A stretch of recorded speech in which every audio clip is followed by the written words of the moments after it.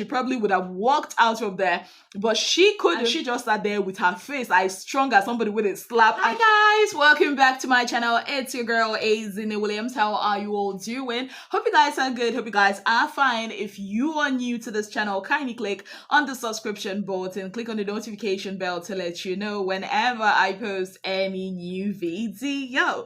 So I just finished watching the housemates have their diary session, and I must tell you, it was quite interesting. Some of them were boring, but a few of them was actually, very interesting, especially that of Isabella and Thelma. It was a bombshell, and we are going to be talking about it in this video. And I know a lot of you are wondering, why haven't we been hearing Big Brother's voice? Why has Big Brother left everything to the housemates, the head of house, and the ninjas? Well, if you actually paid attention to the brief they gave them this week is about flying solo. It happens every season. Big Brother once in a while just lets go and allows the housemates coordinate themselves. And that is exactly what we are witnessing this week. As you have noticed, we've not really been hearing Big Brother's voice. When it was time for them to go to the garden, the ninja came in to show them, with the thing that was written. When it was time for them to come into the house, the same thing happened during the Aquafina tax last night. It was the head of house that coordinated it. So basically, Big Brother is taking a breather. Somebody said that Big Brother has gone for honeymoon. It was also the time of the season for the housemates to become each other's big brother. Interesting. So one by one, they had to pick from the lucky dip box the order with which they will go in for their diary sessions and who they will be big brother to. Now, the two people that actually got me, I'm like, okay, I have to sit and watch their diary session, has got to be Mide and Imisi, because Mide had picked Imisi as the person she would be big brother to, and she didn't like it. But then again, she was like, at least it's better than being Isabel. Now, talking about Isabel had picked Thelma. I told myself, wahala deo.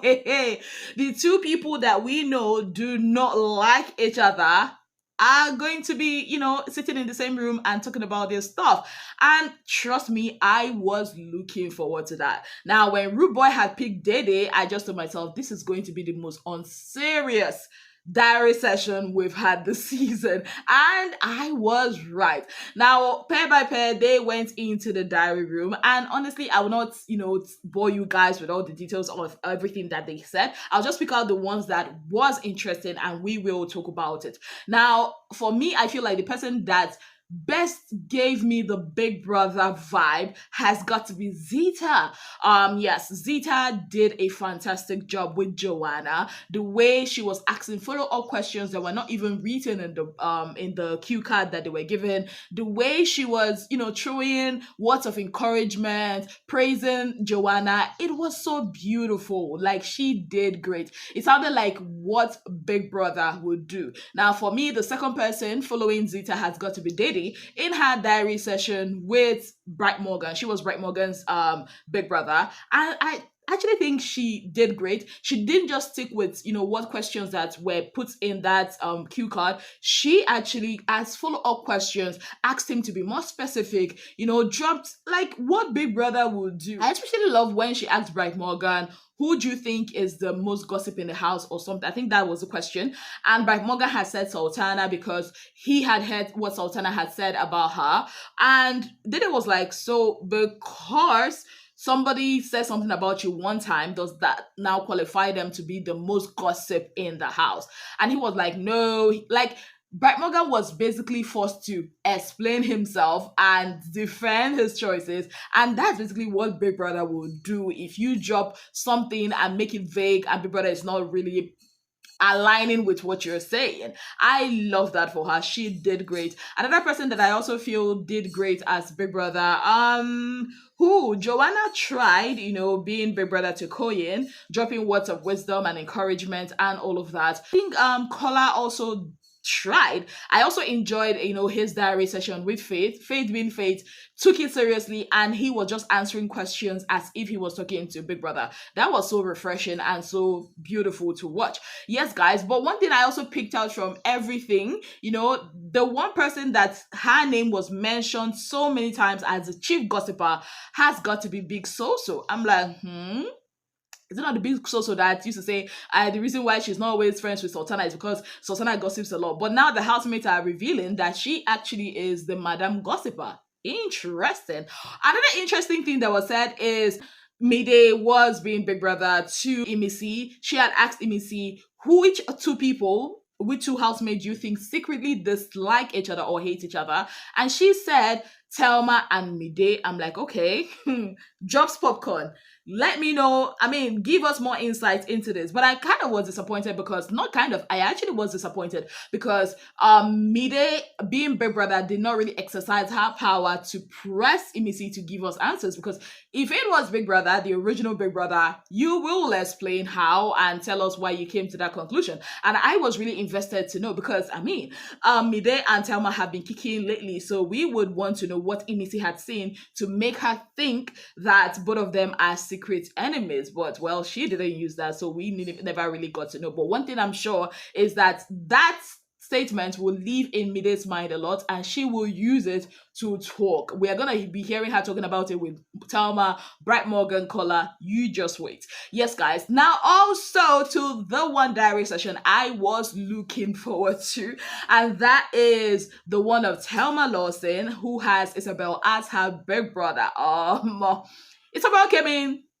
She just wanted to ask the questions and get the hell out of there. But the moment she just said, "How are you today?" Thelma just ignored that it was Isabel and just started talking as if she was talking to the original Big Brother or her mom. She just said everything like in true Thelma fashion. And then she talked about what happened last week, Thursday. She was like, some people wanted to, create drama for looks or for clicks. And I'm like, oh my God. Talking about the person to their faces. I'm like, this babe. And the cameraman, the cameraman has got to be, since yesterday and today, the cameraman has got to be my hero, my personal fave, because he's doing the Lord's work. Tell me why this cameraman zoomed the camera on Isabel's face. I'm just like, since yesterday night, Isabel's face has suffered, because what is this? Like, Isabel was not finding it funny. Like, if she had, the power, she probably would have walked out of there, but she couldn't because she is Big Brother. And she just sat there with her face as strong as somebody with a slap, and she was listening to Thelma, and Thelma didn't care. And also, that's not the only thing. Thelma actually did that diary session as if, like I said, it's her normal diary session. And honestly, I rate her. I rate her for that. Yes, guys. Also, another question that came up in the thing that they were asked to ask, the housemate was, which housemate do you think is the most misunderstood? And two names often came up, that is Faith and Imisi. You could tell that these housemates know that sometimes the way they react towards these two people might not actually be right. It might be because of their own biases, and they don't really take time to understand them. And this was made very clear during these diary sessions that they conducted. But I also like the way Faith put it. He said that he and Imisi are like two extreme ends of the spectrum. And while he, is more, this calculated, straight to the point, logical, blah, blah, blah, Imisi is like Dagban Shoko. She doesn't care. She's swagalicious and all of that. I love the way he put it. It shows that there is, I would not say mutual respect, because I've not really seen that respect, for Faith, coming from Imisi's end. But every time I've seen that respect for Imisi's talent, her creativity coming from Faith. So I admire him for that. And another thing I still respect him for is the fact that he kind of like shifted his feelings from logic. He says, yes, Imisi has been misunderstood a lot, but most of the time it's not because of people's assumptions. It's also because of things she has done. I can praise her. I can, praise her creativity and all of that. But also, that doesn't mean I like her. I still don't like her. I rate that too. It's saying the truth, but also, keeping whatever you feel aside, but saying the truth. And I love the fact that he said it to Collar because Collar was his big brother. Yes, guys. And the most unserious diary session we had has got to be that of Day Day. Rude Boy was Rude Boy was her big brother, and it was hilarious. Like, I really wanted to hear about the weird dreams, and Rude Boy had to spoil it. He was like, weird dreams or wet dreams. I'm like, what the heck? At some point, Data was like, Big Brother wouldn't speak to me like that. I'm like, yeah, Big Brother wouldn't speak to anybody like that. But all in all, it was an interesting one. Well, on that note, I'd like to say a very big thank you to you all for being part of my channel. If you have not yet subscribed, what exactly are you waiting for? Kindly click on the subscription button, click on the notification bell to let you know whenever I post any new video. Until I come your way again, I remain your darling girl, Ezinnemwilliams. Have yourself a beautiful, wonderful day ahead.